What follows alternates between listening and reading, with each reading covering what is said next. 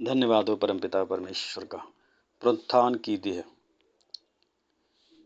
अब कोई यह कहेगा कि मुर्दे किस रीति से जी उठते हैं और कैसी देह के साथ आते हैं।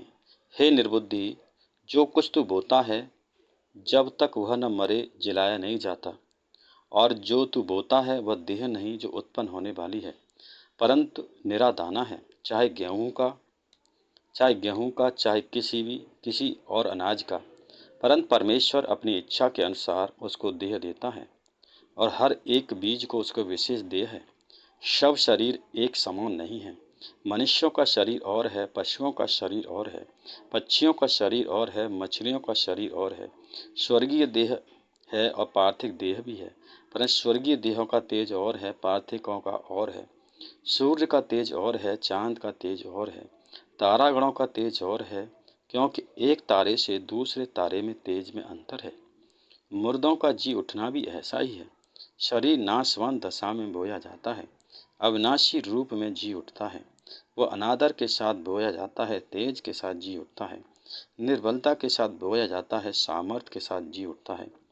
स्वाभाविक देह बोई जाती है और आत्मिक देह जी उठती है। जबकि स्वाभाविक देह है तो आत्मिक देह भी है। ऐसा भी लिखा है कि प्रथम मनुष्य अर्थात आदम जीवित प्राणी बना, अंतिम आदम जीवनदायक आत्मा बना। परंतु पहले आत्मिक न था, परंतु स्वाभाविक था, इसके बाद आत्मिक हुआ। प्रथम मनुष्य धरती से मिट्टी का था, दूसरा मनुष्य स्वर्गीय था। जैसा वो मिट्टी का था वैसे वे भी हैं जो मिट्टी के हैं, और जैसा वह स्वर्गीय है वैसे वे भी हैं जो स्वर्गीय हैं।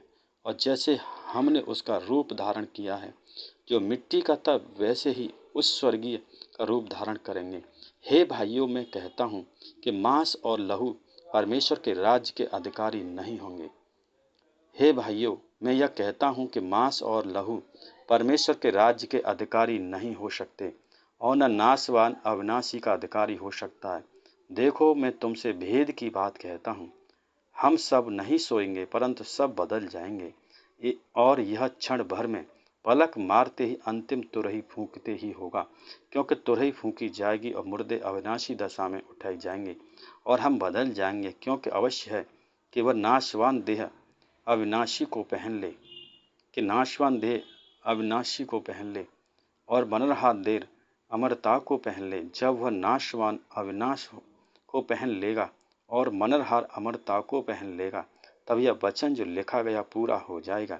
जय ने मृत्यु को निगल लिया। हे मृत्यु, तेरी जय कहाँ रही? हे मृत्यु, तेरा डंक कहाँ रहा?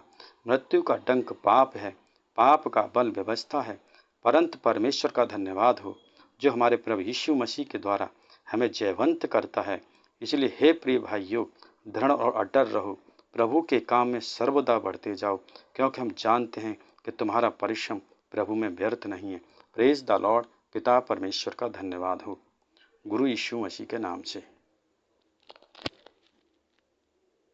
जो भी भाई बहन इन वचनों को सुन रहा है, परमेश्वर ढेर सारी आशीष दे चुका है। परमेश्वर कत्ते भंडार को भर चुका, उनके